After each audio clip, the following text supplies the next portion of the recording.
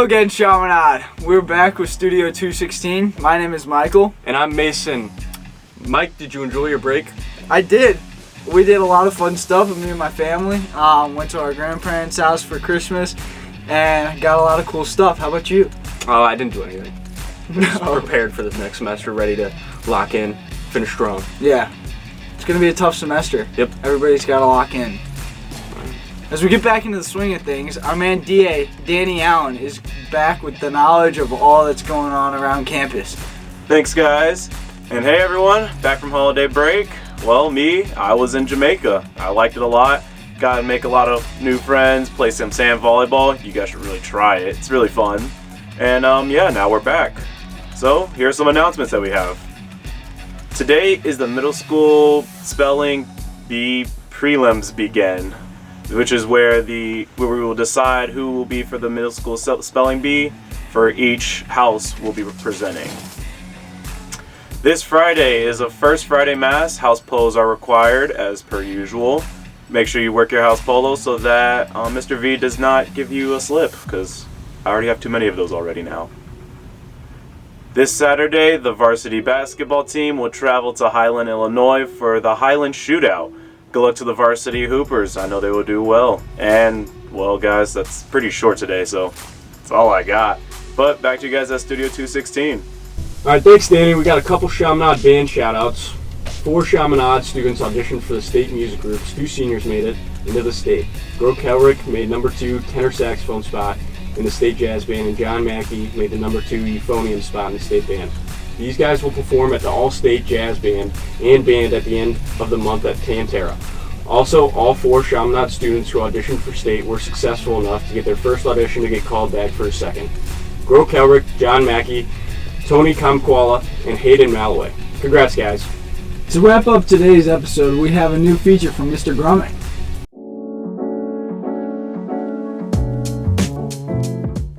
Hello everyone, welcome to a new segment on Studio 216 from the archives at Chaminade. Joining me today is Brother Epi, who everybody should know. Chaminade, who besides being the math department chair and great math teacher, is the Chaminade archivist, who is in charge of all the sort of documents related to the school's history. So thanks for joining me, brother. And I see you brought a few old pictures, drawings, images of the campus. So can you take us through them a little bit? We're going to focus initially on kind of the broad view of the campus and sort of the evolution of the campus from its origins to today. Okay, thank you, Mr. Grummage. What I have here is a picture of the architect's drawings, the plan for the campus, before everything was started back in 1909. So this dates from about 1906, 1908.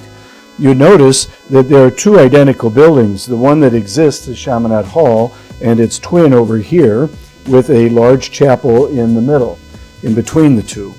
Actually, the chapel and the second building were never built because shortly after we started college classes here at Chaminade in 1925, the Great Depression set in and enrollment plummeted, and so there wasn't enough enrollment or enough money to build either of those 2. But this was the original plan. Chaminade was supposed to be a school that started in about 2nd grade and went all the way up to about a community college, so 2 years of college. So when we started in 1909, what was the student body like? Was it just locals? Was it every student residential? Kind of how did that work? Most of them were residents because this was way out in the country and there was very little around. Some of them came from as far as Mexico and others came from rural Missouri. So some maybe from Florissant or from Bourbon, Missouri. So somewhat local, but also even from abroad. In some of those early classes were just 5 or 6 students, weren't they, right? Yeah, very small group compared to now. You can see all of their photographs in the alumni room. Right, awesome. Well, good. Let's take a next step here into the 1940s, I believe you said, is that right? No, actually this one here came about because of airplanes.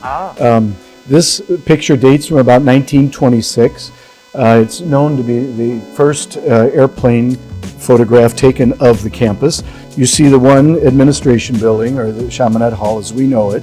And I know it's 1926 because by then Jurgens Hall had been built. That's the gymnasium that was used by the boarders. And also back here in this corner you see the outdoor swimming pool.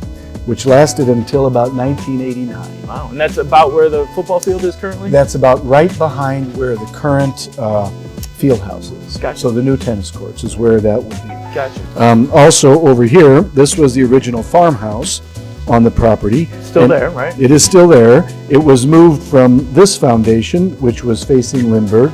In its place was built a building called Waldron Hall, which housed the religious sisters, the Franciscan sisters, who took care of the younger students, the second and third graders, as well as they did the domestic service. They took care of the laundry and the cooking at the school.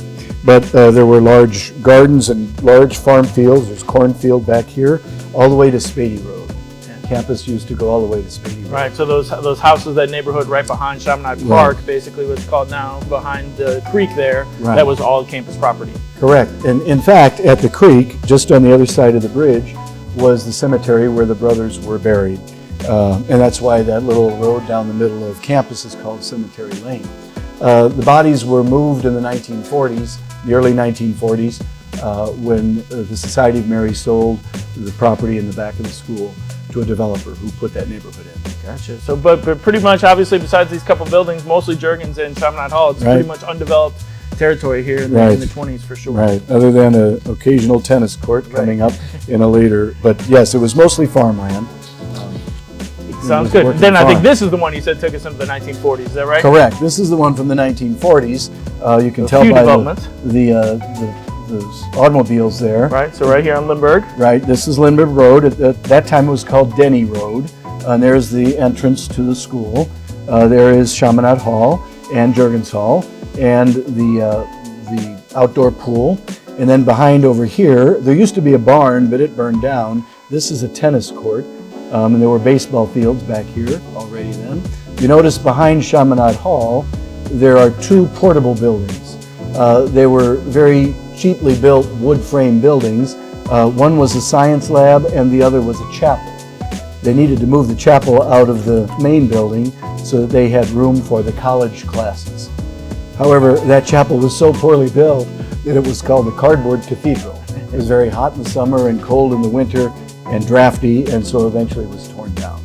The science building lasted a little bit longer, but the Cardboard Cathedral was gotten rid of, and they moved the chapel back into the first floor of Chaminade Hall, approximately where the guidance counselors are today. Sounds good. Well, thank you for your time today, Brother Epi, and maybe in our next segment we'll cover kind of from the 1940s to 2022, 2023. So thanks again for joining us. Thank you guys for joining us. And this is going to be an ongoing feature we're going to consider and look at and reflect on some of the changes both on the physical grounds as well as some of the programming throughout Chaminade.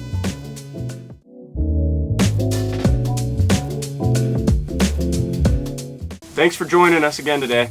We look forward to bringing you more fun and content throughout the semester. Have a great week, Chaminade.